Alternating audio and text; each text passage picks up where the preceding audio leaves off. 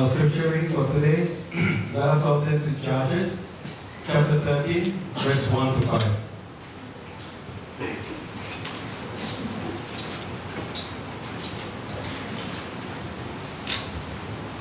Judges chapter 13, verse 1 to 5 says, Again the Israelites did evil in the eyes of the Lord.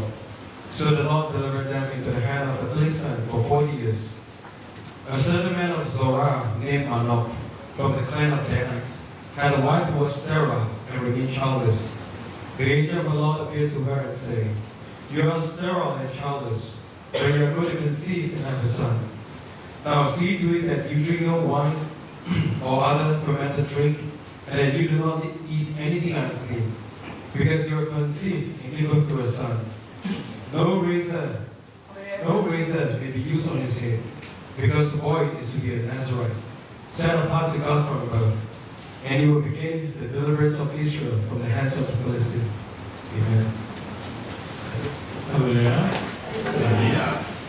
We're going to finish off the study in the book of Judges, and in time to come we will pick back up on the studies of Ezekiel's temple. But for now, we're going to study about the last judge that we are going to study. Although he wasn't the officially last one, we had Eli and Samuel also, but we're going to finish with official study with Samson. The content of Samson's studies, or of the book of Judges that cover the story about Samson, is 4 chapters. Even Gideon was only 3 chapters. Samson is the judge that covers the most amount of chapters and verses in comparison to other judges. Is it because what he did was the greatest, or is it because he was the strongest that God allowed him the most chapters? It's probably not because of what he did, but because of how much God wanted to speak to us about us and about the judges through Samson. And so Gideon and Samson are probably the most famous judges that everybody knows. Even many non-Christians know about Samson. And when you say Samson, what do you think about? Long hair. Long hair and strong man. Strength, right? And how did he end his life? What was the end result and conclusion of his life? That tragic death. His hair got cut off. He lost strength. His eyes got gouged out, and he was imprisoned. And he prayed to God, God, give me a chance one last time. And so God gives his hair grows back. He regains strength. He pushes the pillar of the great, what do you call it? Basically a temple of the gods, right?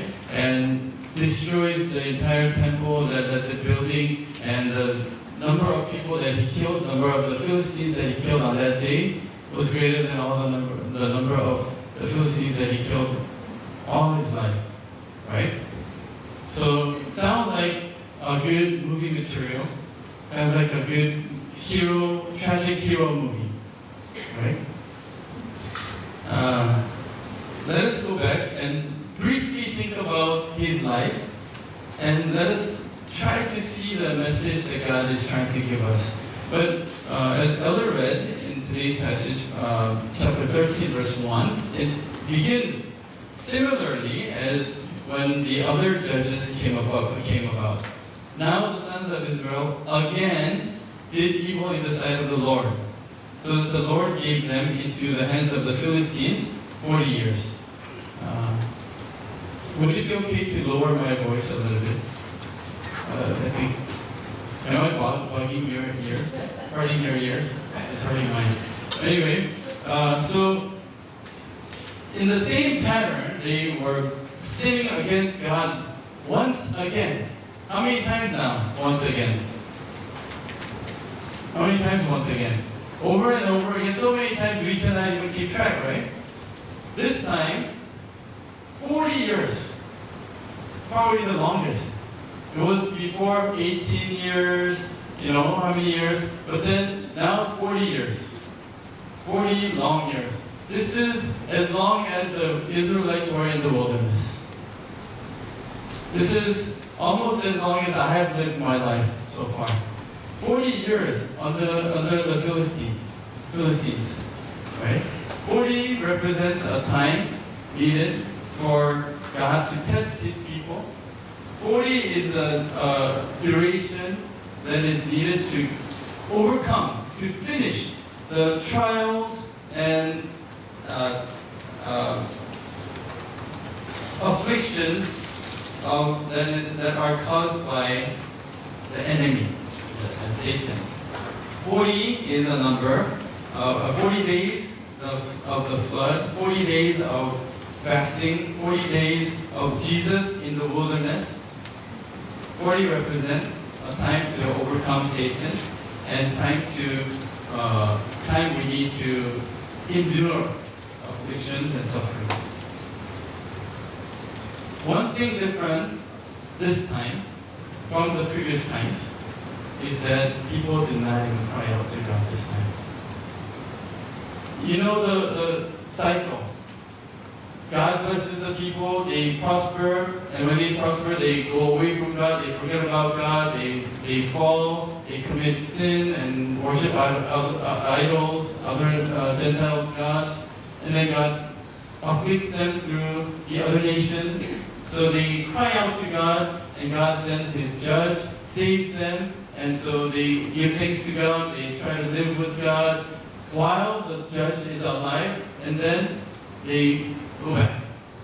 Right? When things become comfortable, once again they drift away from God, cycle again and again.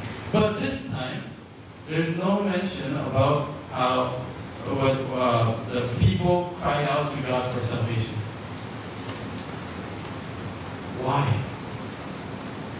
It shows how wicked, how fallen, or even how despair the people were under the rule of the Philistines. Are we in a similar situation? So calloused or so hurt that we even lost hope of calling out to God. We just kind of decided, I'm going to live like this. This is how I am.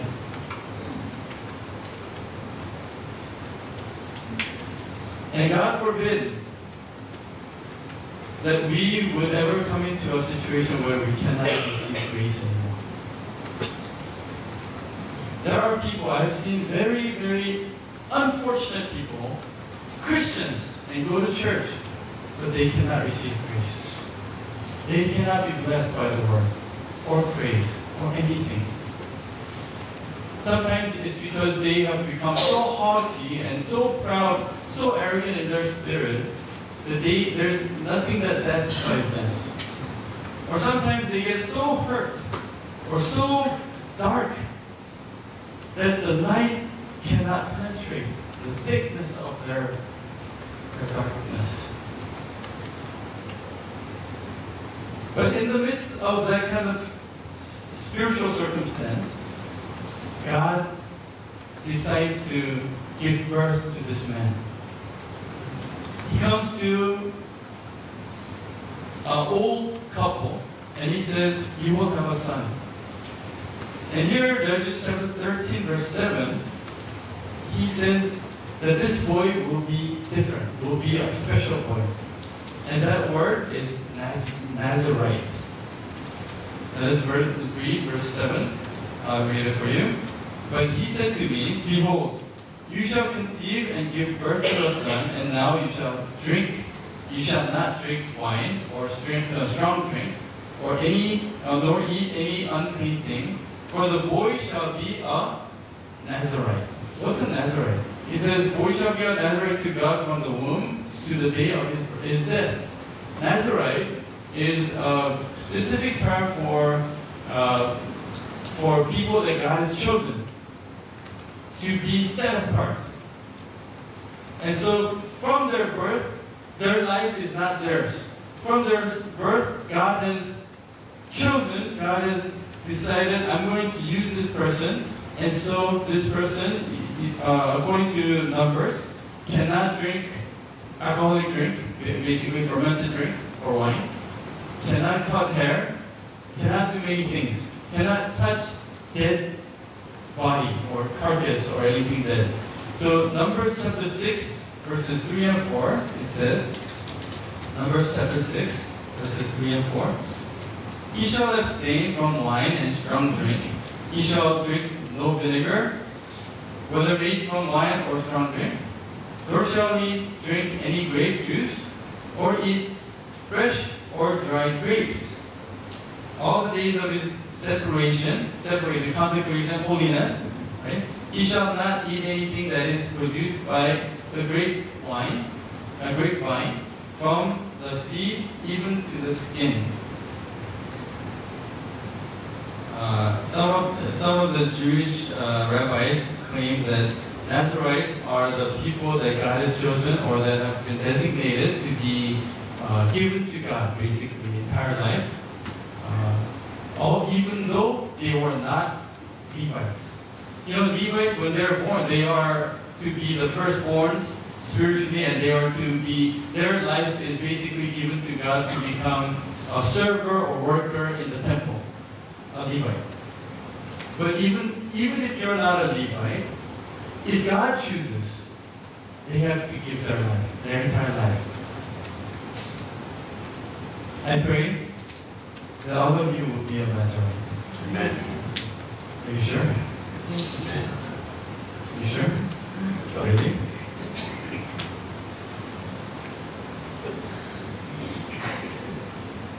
But one thing is, these Nazarites, God gives special strength. God gives a special task. And God is basically favoring them. You know, you say God does not show favoritism. These Nazarites, sometimes it seems like God showed favoritism because they are chosen to do a certain thing for God. Right? There were 3 people, including Samson, that were similar, Nazarites, clearly written from birth as chosen as Nazarites in the Bible. First, Samson. Second, Samuel. From his birth. Remember, Hannah was barren, and she was praying. God says, I will give you a son. And from his birth, he's dedicated to God. Right? And third is John the Baptist. Zacharias and Elizabeth were old. Zacharias was a priest. And he was praying, and the angel of the Lord came and said, your wife will be conceived. And it continues on. We'll check the verses later. But before we go into that, let us think about Samson's life first. He was a Nazarite. And remember I said God gives Nazarites, especially Samson, special strength. A mysterious strength that comes from God. Let us check a few verses. Judges chapter 16, verse 5. Judges 16:5. It says, the Lord of the Philistines came up to her and said to her, entice him and see where his great strength lies, and how we may overpower him, that we may bind him to afflict him. So this is the strength that nobody knew where it came from. Right? Verse 9, Judges chapter 16, verse 9. Now she had men lying in wait in an inner room, and she said to him, the Philistines are upon you, Samson. But he snapped the cords as a string of toe snaps, and when it touches fire. And then verse 15, same thing. So strange strength was given to him. And what kind of strength was that? And when did it come out? When was he able to use that strength? Let's read the first few couple verses in chapter 14. Judges chapter 14, verse 1. Then Samson went down to Timnah and saw a woman in Timnah, one of the daughters of the Philistines. Now, what kind of life did Samson live? Was it a typical Nazarite life, as we know? Was it a pastor material kind of life? No. So we have hope too, right? We pastors. He lived a very frivolous life. A life where it seems like he did whatever he wanted to do. Why? He had the strength to get his ways. Right? And so, one day he goes to Timnah and saw a woman in Timnah, one of the daughters of the Philistines. Now, what was this situation, political situation at that time? Philistines ruling over the Israelites, causing affliction upon the Israelites. And now he falls in love with this Philistine woman, a girl. And he came back and told his father and mother, I saw a woman in Timnah, one of the daughters of the Philistines. Now therefore, get her for me as a wife. How immature, right? Then his father and mother said to him, is there no woman among the daughters of your relatives, meaning among the Israelites, right? Or among all your people, that you go to take a wife from the uncircumcised Philistines? But Samson said to his father, get her for me, for she looks good to me. What does he sound like? You? He sounds like Adam, maybe? God, I want this fruit. It looks good to me. Sounds like us today. Get her for me, for she looks good to me. However, his father and mother did not know that it was of the Lord, for he was seeking an occasion against the Philistines. Now, at that time, the Philistines were ruling over Israel. So, God allowed this for now, right? So now, he goes, Samson takes his mother and father to go to Timnah to get married to this girl. Right? On the way, they meet a lion. So what does he do? Have you seen a lion before? Been to the zoo? A lion? Have you seen how big lions' paws are? Yeah. I used to think lions are cute until I really saw a lion, big lion, and a tiger. And the paw looks like it's bigger than my face. Looks like once you get hit one time, it looks like I'm not going to exist anymore. Well, let's read on. However, his father and verse 5, then Samson went down to Timnah with his father and mother, and came as far as the vineyards of Timnah, and behold, a young lion came roaring toward him. The Spirit of the Lord came upon, here, Spirit of the Lord came upon him. Okay? So I don't know why, but when I read Judges, I can think of these hero movies. It's kind of like cartoonish almost, right? You know, you can think about these DC Marvel movies where these superheroes all of a sudden he's turning into Hulk all of a sudden. Right? Spirit of the Lord comes and he's turning green. He didn't turn green, but the Spirit of the Lord came upon him mightily, so that he tore him as one tears a young goat. Have you ever torn a young goat before? Anyway, maybe that goat was cooked. Very easier. Though he had nothing in his hand, but he did not tell his father or mother what he had done. So that's the kind of strength God gives him. Even though The Bible does not say what he did was right in terms of falling in love with a girl, a Philistine girl. But even then, because God had a purpose for him, and what was God's purpose? Destroy the Philistines. He allowed him to go over there. And because he's on the way to, not to the girl, but to the Philistines, God helped him overcome and destroy this lion, whatever was on his way. Okay? So they set a date for the wedding, and he throws a banquet party for 7 days. And there he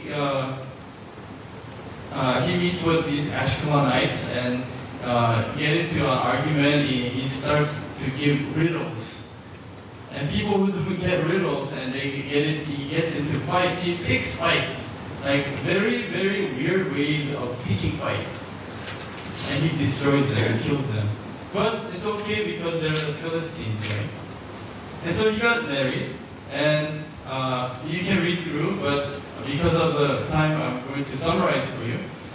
He got married, and his father-in-law doesn't like him, so he kind of deceives him, kind of like Jacob's father-in-law, remember, Laban? And he deceives him and gives his wife, or his daughter is Samson's wife now, right? His daughter to his friend's son. So Samson's upset. He got cheated by his father-in-law, and his wife was taken away to his father-in-law's friend's daughter, his son. Understand? Okay. So what does he do? He catches 300 foxes. Samson not only had strength, but he had some brains. Can you catch 300 foxes somewhere? Well, he catches 300 foxes and puts torch in between the tails. Right? Not torch light, real torch. Basically ties these foxes together 2 by 2 and puts them on fire by the tail and releases them in the fields, crop fields of the Philistines, and burns the whole field. And the neighbors say, what caused this? Right? They basically lost all their wealth, all their earning for the year. Right? And so they're irate. They're looking for the cause of this. They said, who did this? And found out Samson did this. They dare not come to Samson about this. So they said, who gave his daughter to Samson? And so they went and killed that whole family.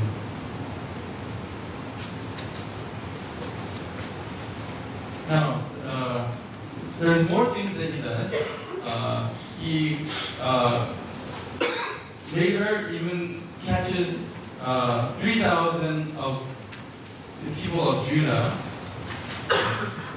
3,000 people of Judah catches Samson and turns him over to the Philistines.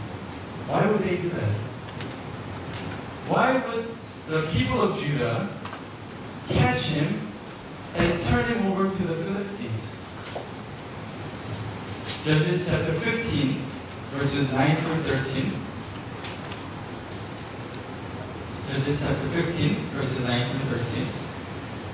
Then the Philistines went up and camped in Judah and spread out in Lehi. The men of Judah said, why have you come up against us? And they said, we have come up to bind Samson in order to do to him as he did to us. And 3,000 men of Judah went down to the cleft of the rock of Etam and said to Samson, do you not know that the Philistines are rulers over us? What then is that you have done to us? And he said to them, as they did to me, so I have done to them. They said to him, we have come down to bind you, so that we may give you into the hands of the Philistines. And Samson said to them, swear to me that you will not kill me. So they said to him, no, but we will bind you fast and give you into their hands. Yet surely we will not kill you. Then they bound him with 2 new ropes and brought him up from the rock. what happens before this that they wanted to do this to Samson? Let us go back to verse 1. But after a while, time of wheat harvest, Samson visited his wife with a young goat. This is what they did. And then, what happened with the foxes, right? And then, so he lost his wife. He was caught by the 3,000 men of Judah, right? And then, over there, when we'll continue to read verse 14, when he came to Lehi, the Philistines shouted as they met him, and the Spirit of the Lord came upon him mightily, so that the ropes that were on his arms were as flax that is burnt with fire, and his bonds dropped from his hands. Okay? They said two ropes, fresh meaning it's not old that is easily broken. So they tied him up really tight. But when the Spirit of the Lord came upon him, it just broke like nothing. And verse 15, he found a fresh jawbone of a donkey. Now, as a Nazarite, he's not supposed to touch anything dead. Remember, he touched the lion. And now, a jawbone of the donkey. Heaps upon heaps with the jawbone of donkey. I have killed 1,000 men. Here, when it says 1,000, it's not just 1,000, right? It's an expression of you don't know how many, so many. Right? Have you ever fought with anything more than one person? Have you ever tried to fight against 10 people? Anybody? Anybody strong enough here? William? I don't know. Have you ever tried to fight against more than 3 people? I don't know. 1,000 this is impossible.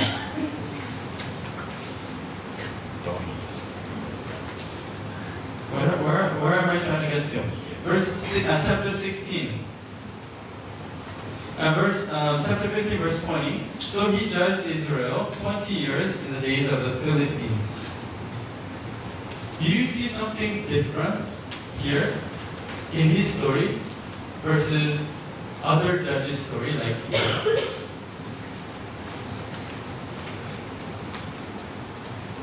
Let me help you. Let's look at one more. Chapter 16, verse 1. Now Samson went to Gaza and saw a harlot there and went into her. And so there's another trouble there. So he fights again there. And this is not Delilah.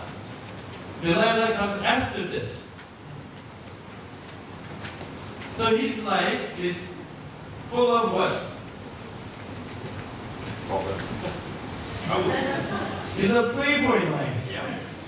Right? Everywhere he goes because of a woman. Or everywhere he goes, he finds a girl. Right? And trouble comes because of that girl. In the end, somehow he kills Philistines. Is that good or not?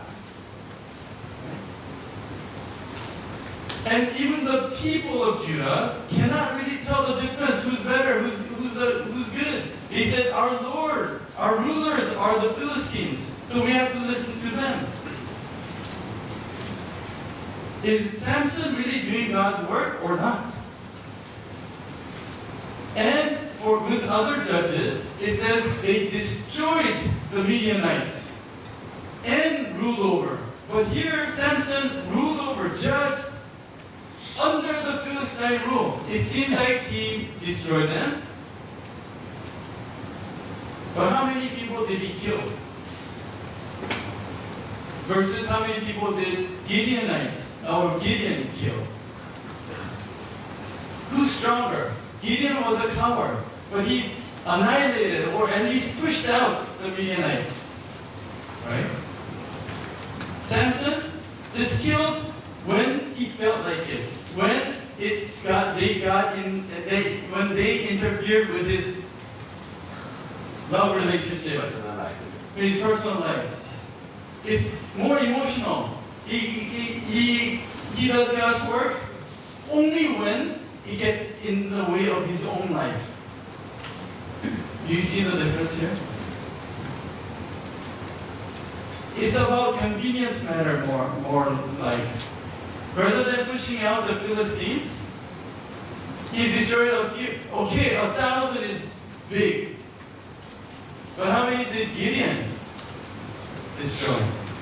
1,000 because I got upset, kind of thing. If God gave him that much strength, he should have been able to push out all the Philistines. But he didn't mind living under the rule of the Philistines as long as it's convenient for him. And he can claim, I'm doing God's work. See, I use God's strength. See, when I need to destroy the Philistines, God gives me the spirit to destroy. What happened to him? Why? Why did Samson, a Nazarite, a man that God allowed to be born and set for to become a Nazarite, turn out to be like this? There are two aspects of Samson. He does foreshadow Jesus in a way. There are good aspects of Samson, but there are negative aspects. You probably heard both kinds of sermons. Good sermons about Samson, bad sermons about sermons that are portray Samson negatively. And that's what I'm going to do. Today, I'm portraying Samson negatively. Next week, I'll talk good about Samson. So after he met this harlot or prostitute in Gaza, people are again standing against him and blocking his way. He pulls out a city gate. How big is a city gate usually? Have you seen those medieval movies? He takes the city gate and he goes back to Hebron. About 60 kilometers. He carries the city gate to showing up his strength or something. And then later he falls in love with Delilah and so on. But let us go back to the time of his birth. What went wrong? And this is more seriously something that we need to think about. From his birth, he was a Nazarite. As I mentioned earlier, there were three people kind of like that, were born like that. Common thing about those three people, Samson, Samuel, and John the Baptist. First, they were born in a family that to a mother that was barren. All three of them. They were born in a time when there was spiritual darkness, where the word of God was disconnected, it seems like, not proclaimed. Remember Samson during this time? Samuel, remember 1 Samuel chapter 3 verse 1 and the following, it says, the word of the Lord was not found, was not heard there. And during the time of John the Baptist, it was 400 years of the period of darkness before Jesus came. So there's a reason why God allows them to be born miraculously, unnaturally, when they could not be born, for a purpose. So that God distinguishes, consecrates them, separates them from their birth. Samuel and John the Baptist did God's work to a point. But Samson is a little bit different in a negative way. 1 Samuel chapter 1 verses 10 through 11. Let us think about the way Samuel was born.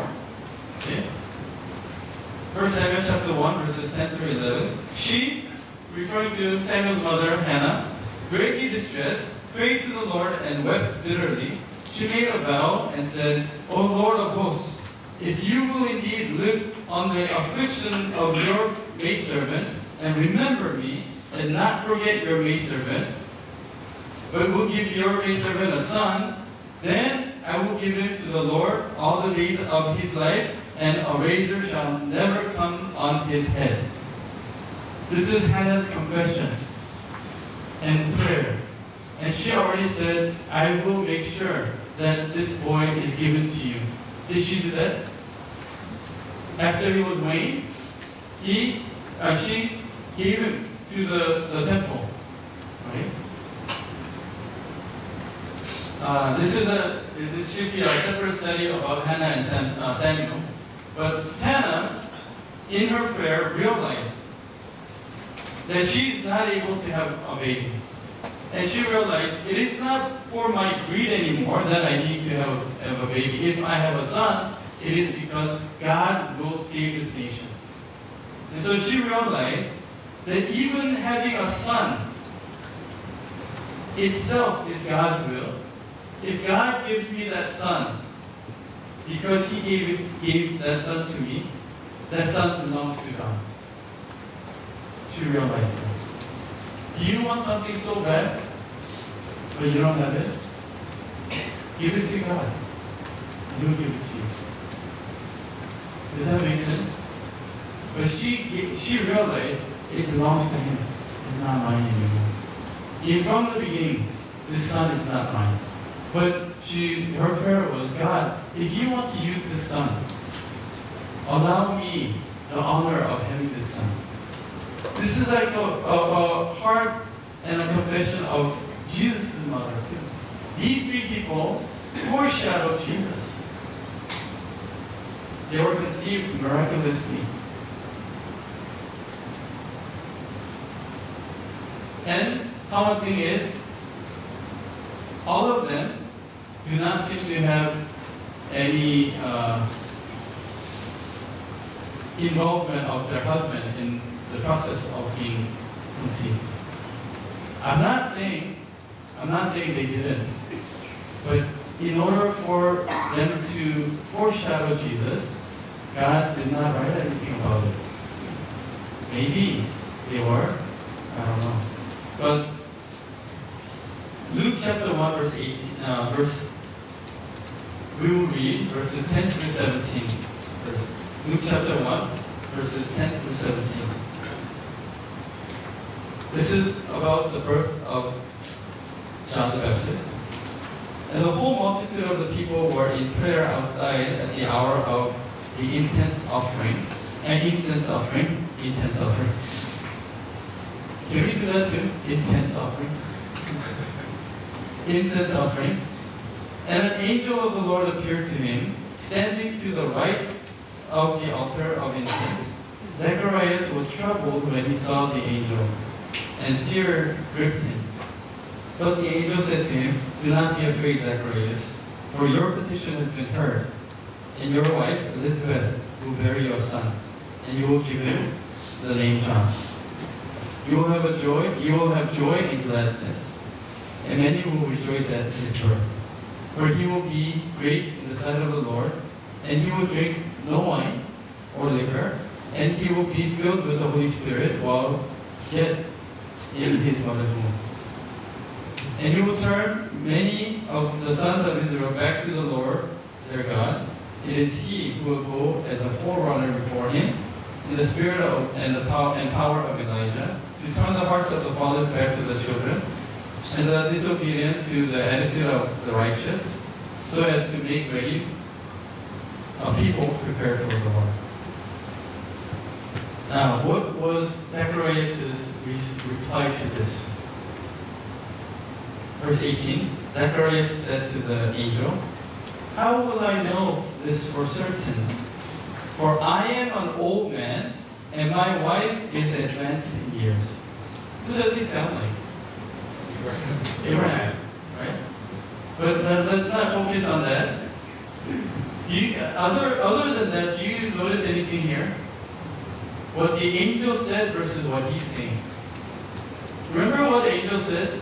Your petition was heard, so your wife, Elizabeth, will be with a baby. I thought that petition was, God, give me a son, give me a son. But looking at his answer here, he wasn't expecting a son. If he had been praying for a son, he should have said, thank you, whatever. You know? But here he says, he seems taken back, surprised. I'm old. My wife is old. We gave up. Right? What do you mean a son or all of a sudden? What was he praying? And if you read carefully, the whole multitude of the people were in prayer outside at the hour of the incense offering. At the hour of the incense offering, you're not praying for your son. Okay? What do they pray for? They pray for the forgiveness of the people, these priests. He was praying for God to come and save his people. And the angel says, I heard your prayer. Your petition is heard, and therefore I'll give you a son. What will this son do? Answer his prayer. Right? And so these are the ways in which, and the reason why God gives a Nazarite to a family. Now let's go back to how Samson is born. Okay, chapter 13, Judges chapter 13, verses 3 through 5. Judges chapter 13, 3 through 5. Then the angel of the Lord appeared to the woman and said to her, now she was praying for a son, right? Okay. Behold now, you are barren and have borne no children, but you shall conceive and give birth to a son. Now therefore be careful not to drink wine or strong drink, nor eat any unclean thing. For behold, you shall conceive and give birth to a son, and no razor shall come upon his head, for the boy shall be a Nazarite to God from the womb. And he shall begin to deliver Israel from the hands of the Philistines. And verses 6 and 7, we just read from 3 through 5, now 6 through 7. Okay? Are you awake? Are you with me? Okay? 6 through 7. Then the woman came and told her husband, saying, a man of God came to me, and his appearance was like an appearance of the angel of God, very awesome. And I did not ask him where he came from, nor did he tell me his name. But he said to me, behold, you shall conceive and give birth to a son, and now you shall not drink wine or strong drink, nor eat any unclean thing, for the boy shall be a Nazarite to God from the womb to the day of his death. Did I just repeat? This verse just said the same thing that the angel said. Why waste a verse? Why make the Bible longer? But look carefully. What's the point of repeating this? Sounds like it's exactly the same, right? You're all sleeping. Everybody who said, I said right, you're like, You're all sleeping, you're mentally sleeping. Wake up. Let me ask you again. She said the same thing that the angel said, right? I'm your puzzle. Why did I wake up? What did the angel say? Verse 5. For behold, you shall conceive and give birth to a son, no razor on the head, boy shall be a Nazarite from the womb. And the last sentence there. He shall begin to deliver Israel from the hand of the Philistines. What did the woman deliver to her husband? Kind of like our great-great-great-grandmother named Eve, right? Missed a part there. The most important reason for giving the son, the conclusion to all this is he will deliver Israel from the Philistines. This is the reason why this boy is being born. But she said, oh honey, we're going to have a baby. And the whole reason, the whole purpose of her telling her husband is themselves. What they wanted is being fulfilled, rather than why God is giving that son. I think I asked you, is there something that you want so bad? So badly? What's the purpose of wanting them? Maybe the reason why you don't have it yet is because you might have a wrong purpose for asking for it. Of course, we say the right purposes, but deep inside, is it really? Is it really? Samuel's mother, Hannah, was different. She confessed before God gave the son, I will give him to you. But this Samson's mother, although God, the angel of the Lord said, he is given to you so that he will do God's work, she totally ignored that part. This boy is mine.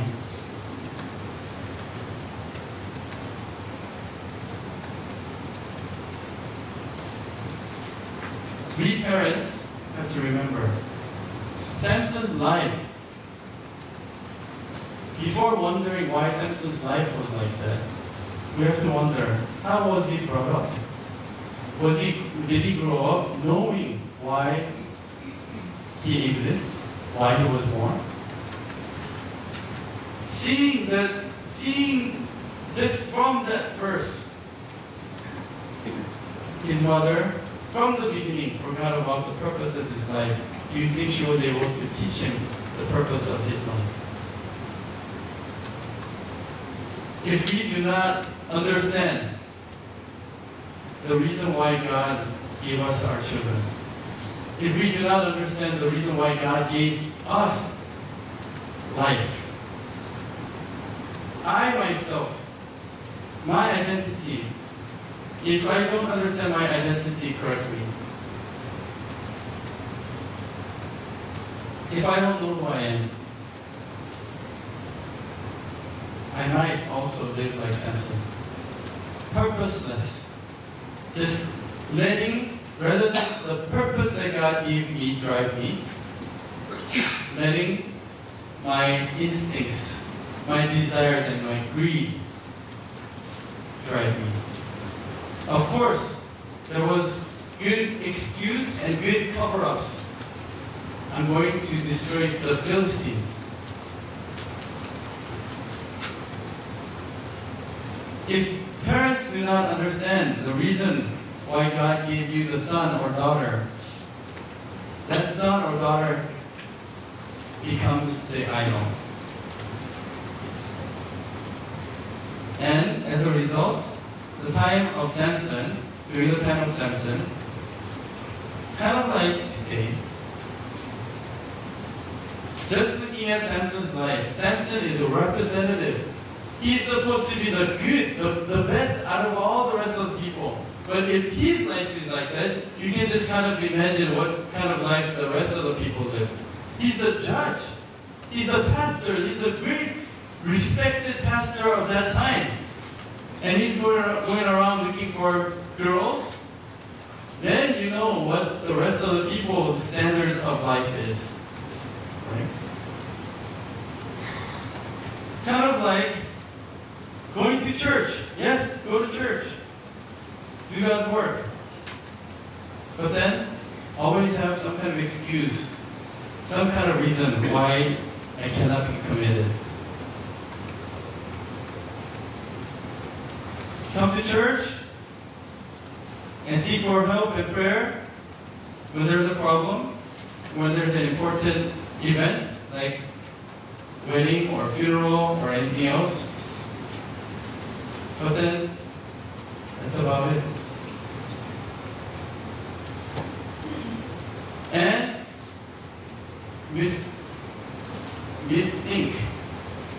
have a misconception that I'm doing well because I go to church every week, or once in a while at least. Pastor needs to be thankful, needs to welcome me because I come to church. At least I come to church. Kind of standard. Samson was saying, basically, in his life, the message is, I'm still a judge. Don't look at my personal life. I still destroy the Philistines. But what did God want him to do?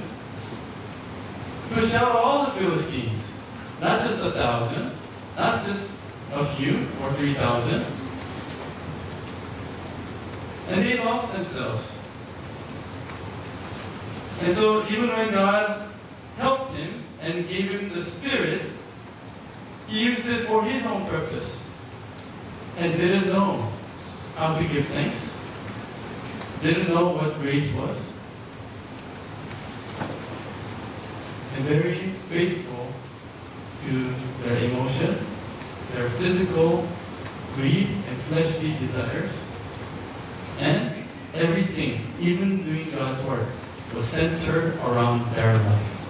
For themselves, they would invest all kinds of things. For God, a few things is good enough.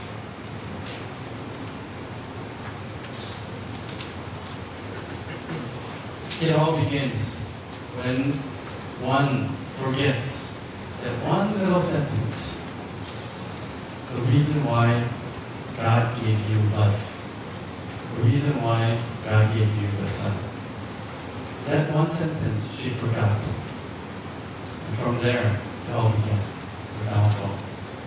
Let us try to search ourselves and remember, why is God putting me through this? Why is God trying to make me into this? Why am I here today? Why? And it is a big struggle for me too. Everything, we human beings are so weak that even pastors do the things of the pastors many times for his own satisfaction, for his own purposes. And forget to ask himself, am I genuinely, really for God? Really, are we living for God? Or are we using God as a facade for my own self? Let us think about that.